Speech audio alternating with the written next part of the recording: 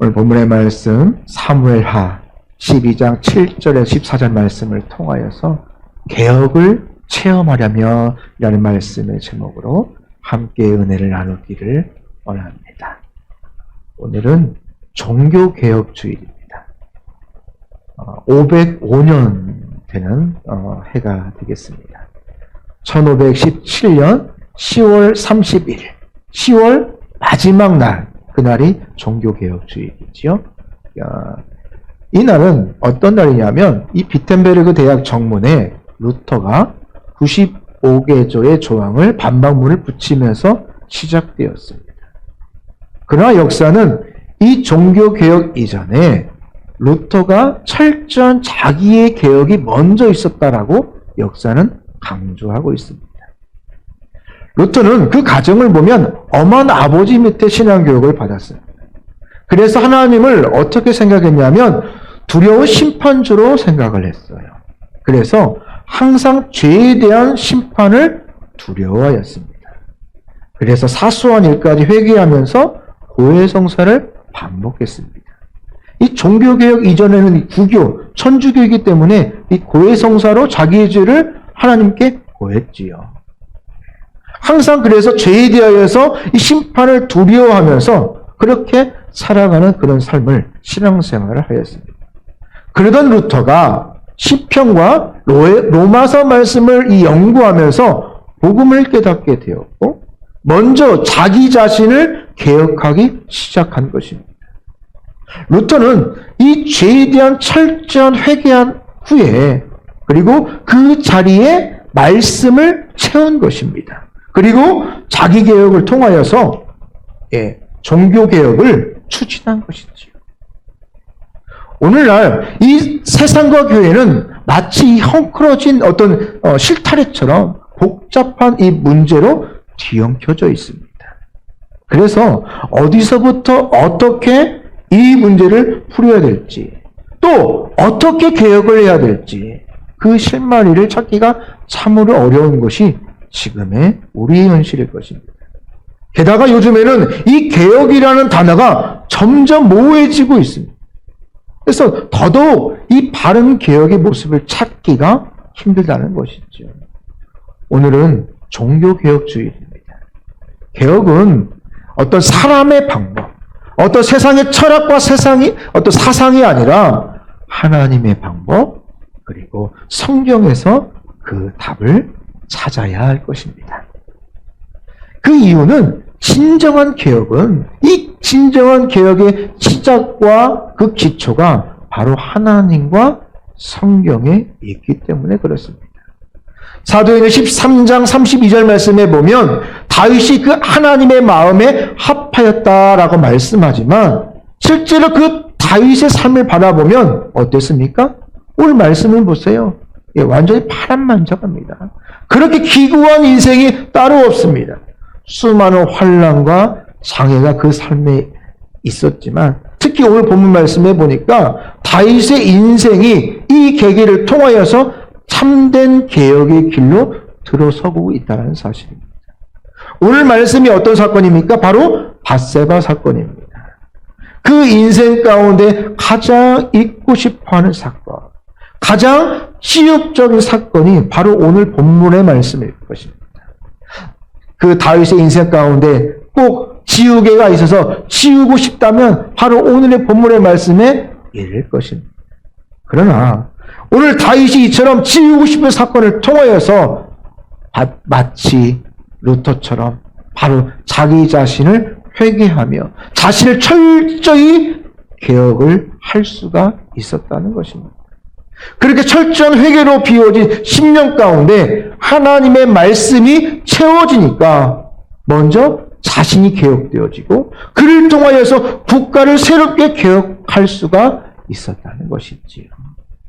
오늘날 이 코로나나 또 이 어두운 어떤 정치와 어떤 국제에 다변하는 현실 가운데서 우리 삶과 우리 신앙이 참으로 엉켜져 있어요. 더더욱 참으로 개혁이 필요한 때인 줄을 믿습니다. 어쩌면 이 코로나와 같은 이 상황은 참 개혁을 위한 하나님의 자극제가 될 수도 있을 것입니다. 특히 개혁은 남이 아니라 어디서 시작되어집니까? 바로 나 자신부터 시작되어져야 될 것입니다. 개혁은 이 선택의 여지가 없이 꼭 필요한 것이지요. 생사를 결정한 중요한 도전임을 우리는 잊지 말아야 할 것입니다. 오늘 종교개혁주의는 오늘 참된 개혁을 위하여서 무엇이 필요한가, 그리고 우리에게 어떠한 자세가 필요한지를 오늘 말씀을 통하여서 살펴보기를 원합니다. 첫 번째, 우리가 개혁을 체험하려면 먼저 내 죄를 철저하게 인정해야 할 것입니다. 오늘 나단은 다윗을 계속해서 그 죄를 깨닫지 못한 그 다윗을 향하여서 바로 당신이 그 사람이다라고 호통치고 있습니다. 짧지만 강력하게 이 나단의 이 책망, 그동안 죄를 죄로 깨닫지 못한 이 다윗을 일깨웠다는 것입니다. 그 악한 사람이 바로 당신입니다라고 호통치고 있습니다. 만약에 다윗이 이 말에 대하여서 내가 감히 어떻게 그럴 수가 있어? 나는 문제가 없어. 나는 죄인이 아니야. 라고 그렇게 변명했더라면, 오히려 항변했더라면 어떻게 되었을까요? 죄의식 없이 당당했더라면 오히려 자기 죄를 감추려고 나단을 죽이고도 남을 만한 권세가 다윗에게 있지 않겠습니까? 죄의식 없이 당당했더라면 다윗은 물론 국가 전체가 더욱더 힘들어졌을 것입니다. 그러나 다윗은 당신이 그 사람이다라는 이 한마디에 자신의 그동안 악했던 그 죄악들, 잔인함, 영적으로 잠들었던 그 모습들을 철저하게 인정했다는 것입니다. 철저하게 회개했다는 것입니다. 다윗은 그동안 하나님께서 채우셨던 그 은혜를 깨닫지 못했습니다.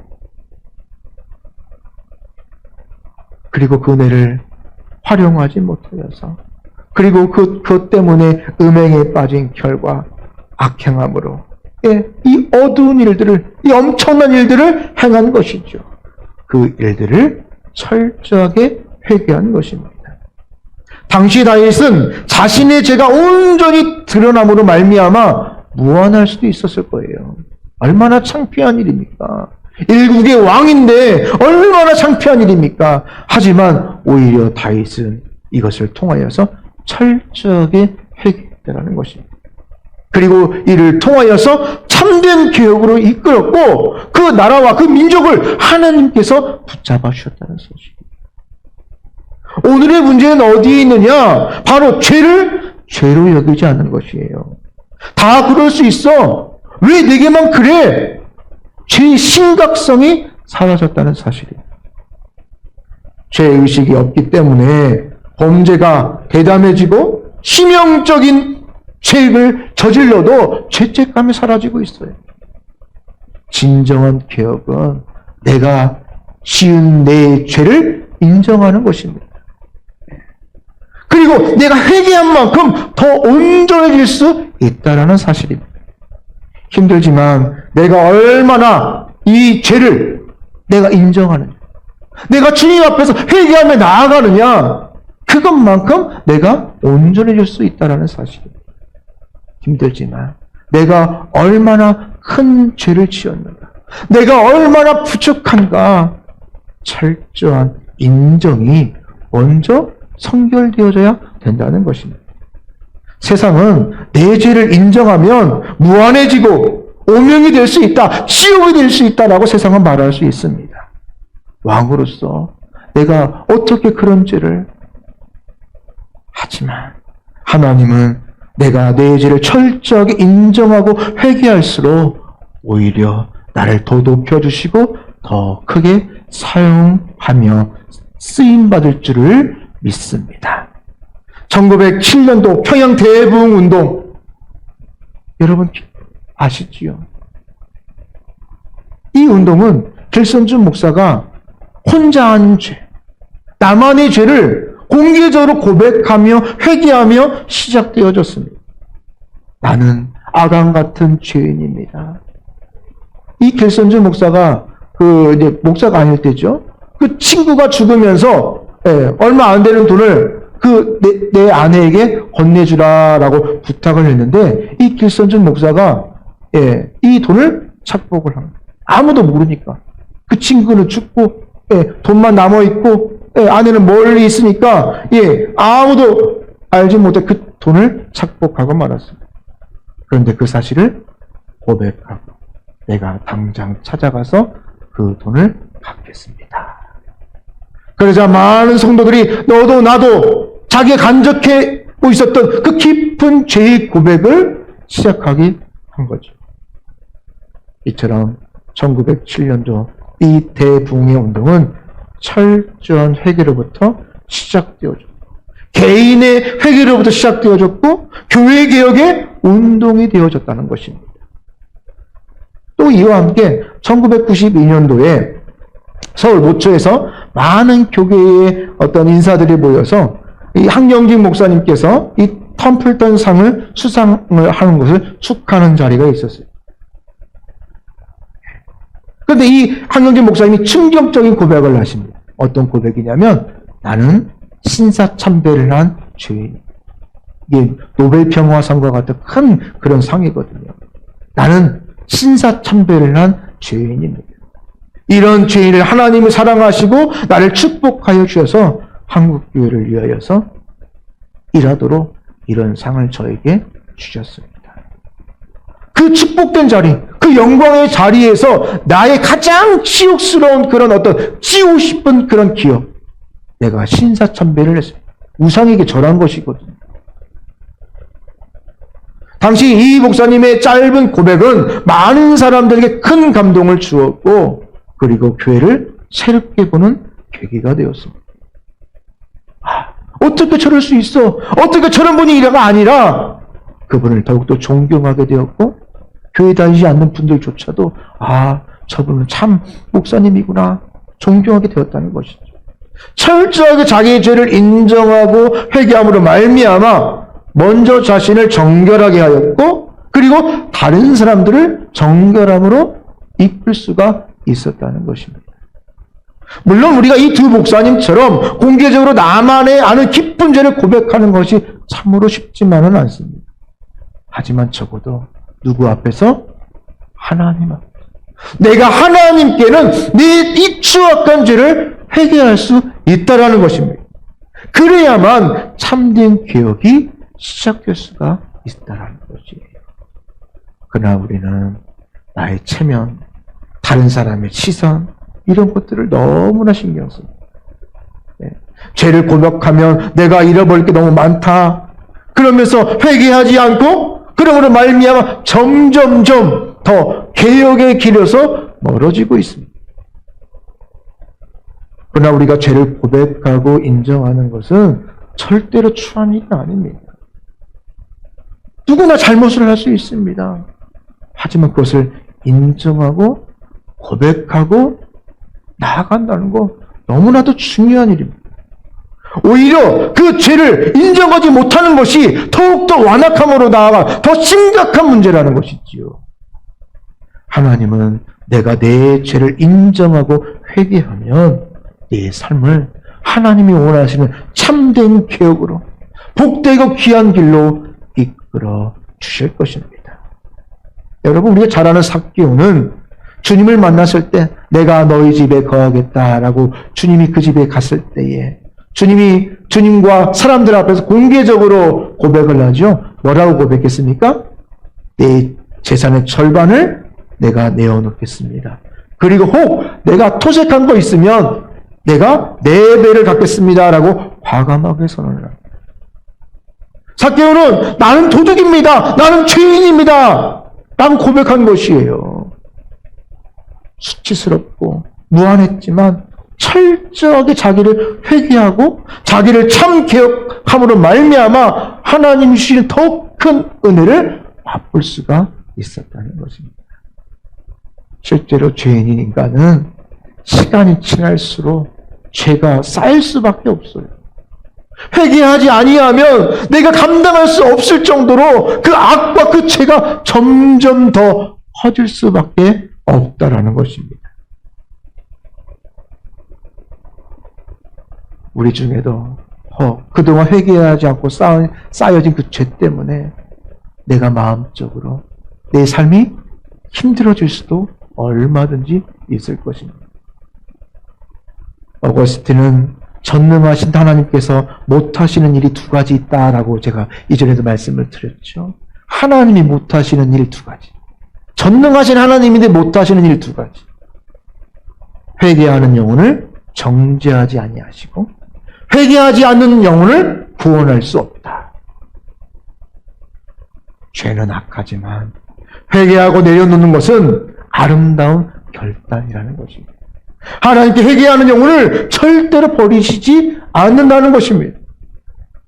여러분, 그래서 이 개혁은, 우리가 개혁주의잖아요. 개혁은 의지와 결단만이 아니라 성령의 감동에 순종함으로 철저히 죄를 인정함으로 시작되어지는 것입니다. 여러분, 힘들어도 나에게 생각나는 그 죄들이 있다면 인정하시고 회개해서 참된 개혁으로, 그리고 하나님이 주시는 그 은혜의 길로 나아가시기를 바랍니다.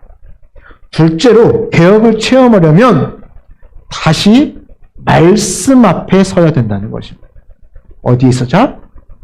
말씀 앞에 서야 된다는 것입니다.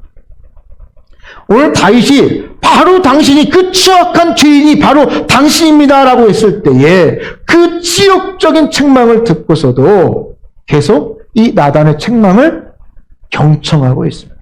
됐어, 그만해, 아무것도 아니야, 아니라 계속해서 그 말에 대하여서 경청하고 있습니다. 당시 이 나단을 통하여 주신 하나님의 말씀은 정말 두려운 경고입니다. 오늘 말씀을 보세요. 내가 내 하나님의 말씀을 업신여겼으므로 칼이 내 집에 떠나지 않고 재앙이 있을 것이다. 내 아내가 백주의 욕을 당할 것이다.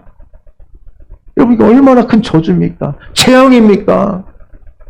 하지만 놀랍게도 이처럼 강하고 두려운 말씀이 다윗을 향하여 책망하며 나올지라도 그것을 통하여서 그의 삶을 개혁으로 이끌었다는 사실입니다.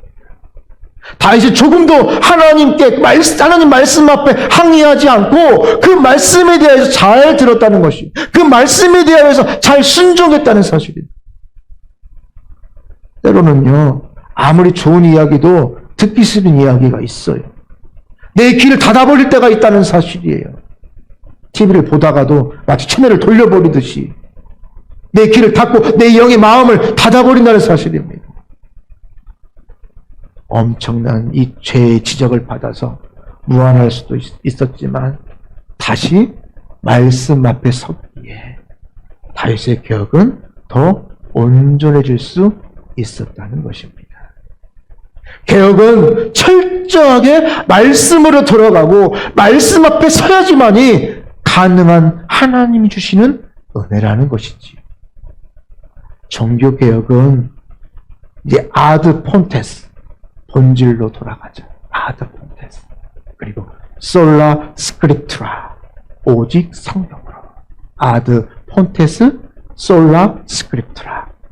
본질인 성경으로 돌아가자라는 운동입니다. 어디로 돌아가자? 성경으로 돌아가자. 말씀으로 돌아가자. 당신은 물론 오늘도 성경과는 무관한 어떤 인간적인 전통, 어떤 세상의 관습, 이런 것들이 우리 삶을 주관할 때가 너무나도 많습니다. 그래서 많은 사람들이 영적으로 힘들어하고 있다는 사실입니다. 날이 갈수록 하나님의 말씀과는 점점 멀어져 가고 있습니다. 선택과 결정이, 하나님과 멀어져가는 선택과 결정이 점점점 많아지고 있다는 사실입니다. 여러분, 인간이 우리 무엇으로 창조되었습니까? 하나님의 말씀으로 창조되었죠. 말씀으로 창조된 인간이 하나님의 말씀 앞에서 살아가야 되는 것이 당연한 이치인데, 그런데 하나님의 자녀인 기독교인조차 말씀을 고리타분하게 여기고 말씀과 현실이 동떨어진 구태연한 그런 이야기로 치부해버린다면 우리는 하나님의 말씀에서 점점점 멀어질 수밖에 없다는 것입니다. 여러분, 두렵게도 말씀으로 창조된 인간이 하나님의 말씀을 외면하기에 우리는 더욱더 죄에 깊이 빠져들 수밖에 없다는 사실. 마침내 죄를 죄로 여기지 못하고 살아가고 있다는 사실입니다. 얼마나 아둔합니까? 뻔히 보이는 거짓말인데, 뻔히 보이는 죄악인데 죄를 죄라고 못하는 거예요.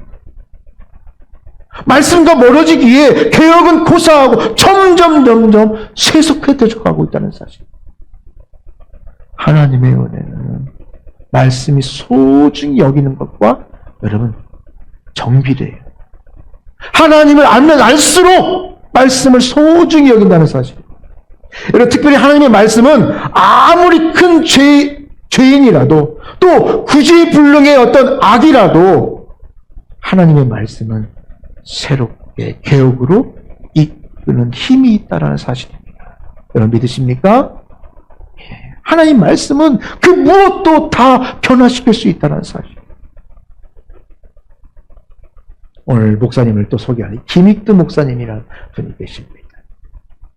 이 김익두 목사님은 황해도 완악의 깡패 출신 목사님. 모두가 싫어하는 사람이었어요.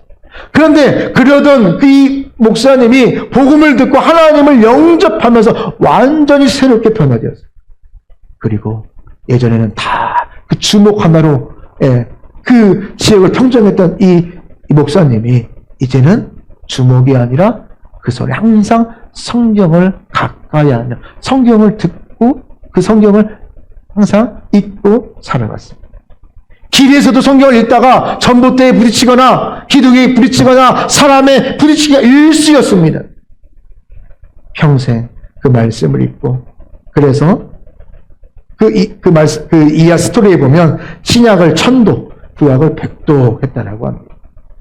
이 김익대 목사님은 기도하면서 병을 고치는 목사님으로 유명했는데 그 능력 기초가 이 바로 성경 하나님의 말씀에 있다라고 항상 설교하셨습니다. 이 목사님은 어두운 과거를 철저히 회개하고 말씀으로 한 번뿐인 인생을 채우고 자신의 삶을 개혁하며 나아갔다는 것입니다. 자신부터 철저하게 개혁했기 때문에 수많은 사람들을 살릴 수가 있었다는 것이지요. 여러분, 개혁은 다른 사람이 아니라 바로 나부터 내가 먼저 말씀으로 개혁되어져야 된다는 것입니다. 여러분, 특히 말씀과 무관한 개혁은 절대 일어날 수 없음을 우리는 항상 명심해야 될 것입니다. 오늘 세상이 말씀의 홍수의 시대에 살고 있다라고 말하고 있습니다. 말씀의 홍수의 시대인데 뭐가 부족할까요? 말씀이 부족해요. 물이 많아서 홍수가 나는데 가장 필요한 게 뭡니까? 홍수 때? 네, 먹을 물이 부족해요. 그 어느 때보다 말씀에 접근하기 쉬워진, 편리해진 그런 때이지요. 마음만 먹으면 좋은 어떤 신학적인 내용, 인터넷 강좌, 설교, 수많은 주옥과 같은 말씀이 있습니다. 또 다시 들을 수 있습니다. 문제는 그렇게 많을지라도, 홍수와 같이 많을지라도 우리가 다양한 핑계와 변명으로 말씀 앞에 서지 않는다는 사실. 심지어 말씀 앞에 서지 않는 그 모습들이 점점 습관해져 가고 있다는 사실. 여러분, 구슬이 서말이어도 뭐 해야 된다? 깨어야 보배이듯이. 아무리 말씀이 많아도 내가 그 말씀 앞에 서야 되고 그 하나님의 말씀을 영접해야 내 삶의 개혁이 일어날 수 있는 것입니다. 여러분, 다시 말씀 앞에 서야 될 줄을 믿습니다. 그래서 그 말씀으로 내 신앙이 무장되어져야 될 것입니다. 성경은 특별히 구약 성경에서 우리가 이제 신구약 파노라마 하면서 악한 왕과 선한 왕 구별하면서 나아갔죠. 그런데 그 구분을 어떻게 짓냐면 성경은 유월절 준수를 어떻게 했느냐, 잘 지켰느냐 안 지켰느냐에 따라서 선한 왕과 악한 왕으로 구별할 수 있습니다. 특히 남유다 선왕이었던 아사, 여호사밧, 히스기야, 요시야는 철저하게 유월절을 지키는 왕이었습니다. 유월절이 무엇입니까? 이스라엘이 하나님의 은혜로 출애굽한 것을 기념하는 절기지요. 이 유월절의 회복, 이 회복을 통하여서 이 흩어진 이스라엘 백성들이 다시 말씀 앞에 설 수 있는 능력의 상징이 되었다는 것입니다. 유월절을 지켰다는 것은 말씀 앞에 나왔다는 것이에요. 하나님 앞에 나왔다는 것입니다. 굴곡이 많은 그들의 역사였지만 그들이 하나님의 말씀 앞에 섰을 때에 한결같이 영적인 개혁이 일어났고 국가와 역사의 개혁들이 일어남으로 말미암아 선한 왕이 일어났다는 사실입니다. 여러분, 내 삶 속에서 내가 다시 일어나 서기를 원하십니까? 영적으로 회복되어지기를 원하십니까? 다시 하나님 앞에 나오시기를 바랍니다. 말씀 앞에 서시기를 바랍니다. 기독교인과 불신자의 가장 큰 차이점이 어디에 있느냐? 말씀 앞에 서 있는가? 거기에 있는 것입니다. 여기에 있는 것입니다. 특별히 새롭게 개혁을 소망할 때 우리가 말씀 앞에 서 있는가? 아니면 우리가 오히려 세상 앞에 서 있는가? 깊이 내 자신 앞에 자문해 볼 필요가 있다라는 것입니다. 여러분, 말씀을 맺기를 원합니다. 다시 우리가 말씀 앞에 서서 나올 때 나와 내 교회가 말씀으로 개혁되어지고 승리하는 하나님의 자녀가 될 수 있음을 다시 한번 기억하시기를 주님의 이름으로 축복합니다. 오늘 말씀을 기억하며 우리 같이 한번 합심으로 기도하며 나아가기를 원합니다.